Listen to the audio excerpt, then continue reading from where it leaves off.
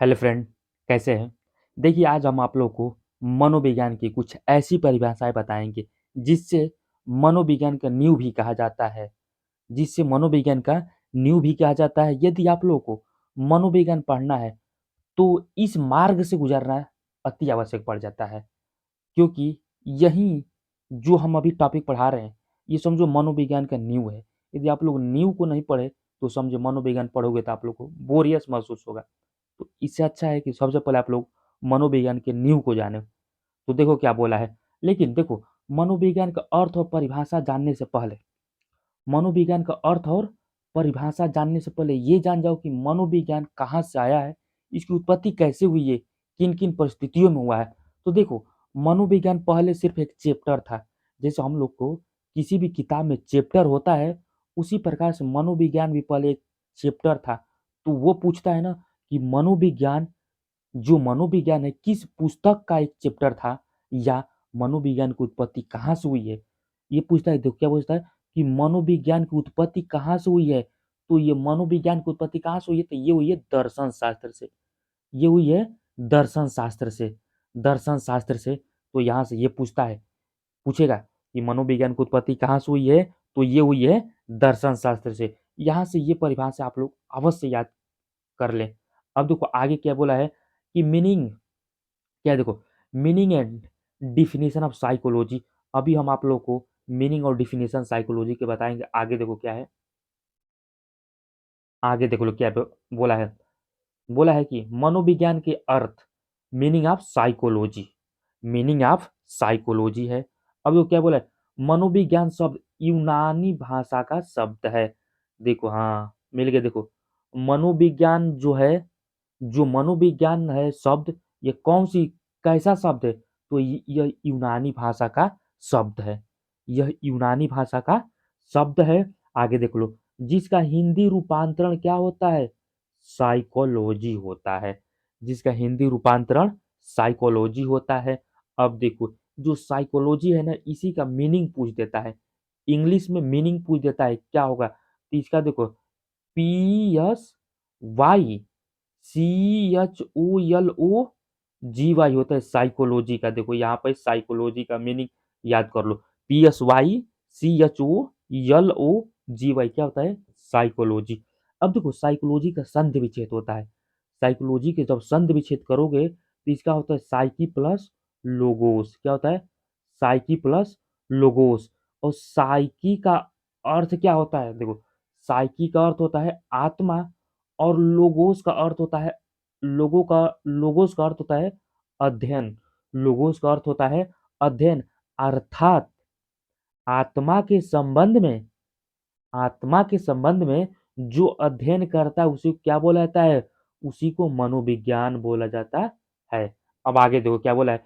मनोविज्ञान, जो मनोविज्ञान का अन्य नाम भी है, मनोविज्ञान का अन्य नाम भी क्या, पहला है आत्मा का विज्ञान, दूसरा है मस्तिष्क का विज्ञान, तीसरा है चेतना का विज्ञान, चौथा है व्यवहार का विज्ञान। चौथा है व्यवहार का विज्ञान।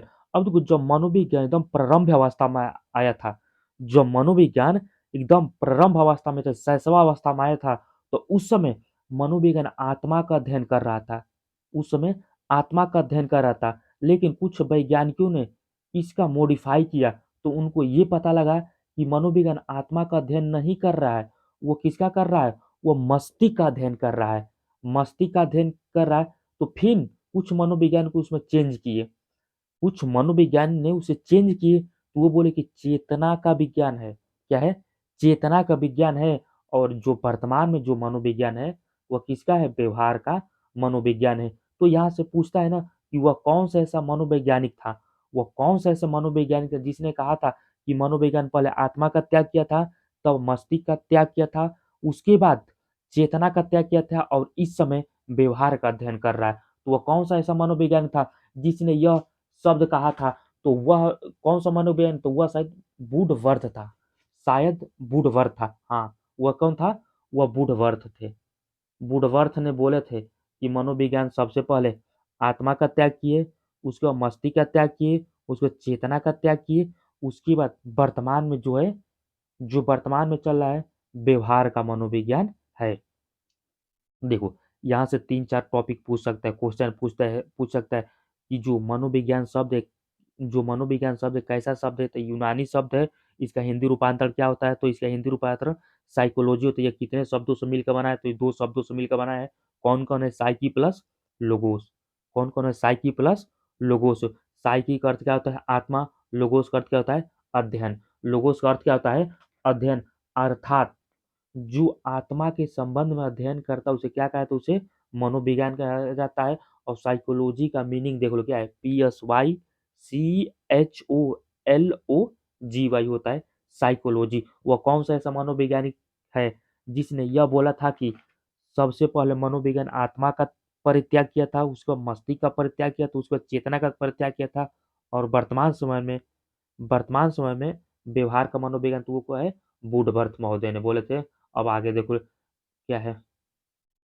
आगे बोला है कि मनोविज्ञान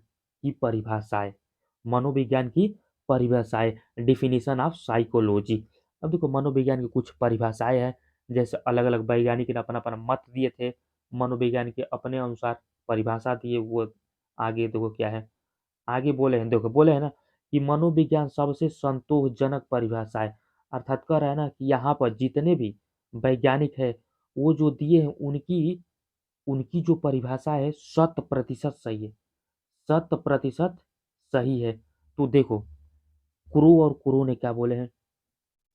कुरो के अनुसार मनोविज्ञान की जो परिभाषा है कुरो ने दी है, वो क्या बोला है कि मनोविज्ञान क्या है?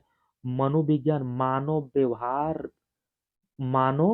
व्यवहार और मानव संबंध का अध्ययन करता है। मानव व्यवहार और मानव संबंध का अध्ययन करते हैं। किसने कहा था? कुरो ने कहा था। तो यहाँ से दिमाग में बैठा लो, बस दिमाग में बैठा लो कि मानव व्यवहार और मानव संबंध, जहां भी दिखे आप लोग को मानव व्यवहार और मानव संबंध, तो तुरंत मारना है कुरो। अगला देखो वुडवर्थ के अनुसार। और वुडवर्थ महोदय ने क्या वो परिभाषा दी, ये देख लो। वुडवर्थ महोदय दिए शैक्षणिक पर्यावरण में शैक्षणिक पर्यावरण में किसी विद्यार्थी शैक्षणिक पर्यावरण में किसी विद्यार्थी अथवा व्यक्ति के व्यक्ति के व्यवहार का अध्ययन को ही शिक्षा मनोविज्ञान कहा जाता है। शिक्षा मनोविज्ञान कहा जाता है। तो देखो ये वुडवर्थ महोदय ने क्या बोले थे कि देखो इसमें पर्यावरण रहेगा। देखो वुडवर्थ महोदय में क्या रहेगा? पर्यावरण रहेगा। और इसमें व्यवहार का अध्ययन। देखो किसी भी व्यक्ति का यदि अध्ययन करना है तो उसे पर्यावरण के अनुकूल ही बनाना है। क्या बनाना? अनुकूल बनाना है। प्रतिकूल अनुकूल, देखो यहाँ पे एक होता है अनुकूल, एक होता है प्रतिकूल। अनुकूल में उसके अनुसार, प्रतिकूल में होता है उसके विपरीत। तो किसी व्यक्ति को अध्ययन करने से पहले उसे पर्यावरण के अनुसार बनाना है और तब उसका अध्ययन करना है। किसने कहा था? ये कहते वुडवर्थ महोदय ने कहा था। अब आगे देख लो। अब आगे अगला मनोवैज्ञानिक है डॉक्टर विनोद उपाध्याय के अनुसार। डॉक्टर विनोद उपाध्याय के अनुसार देखो आगे क्या बोले हैं।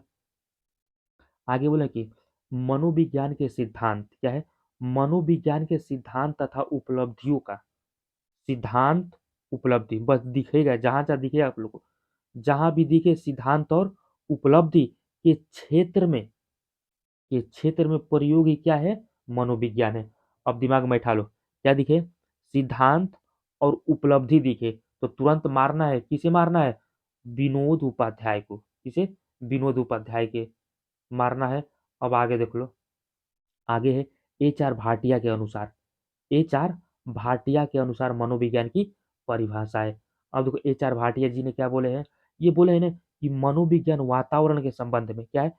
मनोविज्ञान वातावरण के संबंध में व्यक्ति की क्रियाओं का वैज्ञानिक अध्ययन है।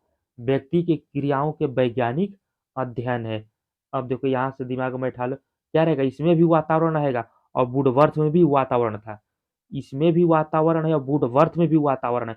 लेकिन देखो इसमें क्या है? संबंध में व्यक्ति के क्रियाओं का अध्ययन। इसमें क्या है? संबंध में व्यक्ति के क्रियाओं का अध्ययन था। लेकिन वुडवर्थ में वातावरण था। देखो पर्यावरण या वातावरण, देखो पर्यावरण है। देखो इसमें क्या है? पर्यावरण है, लेकिन व्यक्ति का अध्ययन हो रहा है। किसमें? व्यक्ति का अध्ययन हो रहा है। और यहाँ पर देखो कि क्या था, इसमें देखो क्या है कि व्यक्ति के संबंध और क्रियाओं का अध्ययन ही क्या है? मनोविज्ञान है। अब देखो आप लोग को यहाँ से बताना है, अब देखो आप लोग यहाँ से जरूरी से बताना है कि जेम्स के अनुसार मनोविज्ञान क्या की परिभाषाएं थी। तो यहाँ से ये हमारा इस टॉपिक अभी समाप्त हो गए। देखने के लिए धन्यवाद।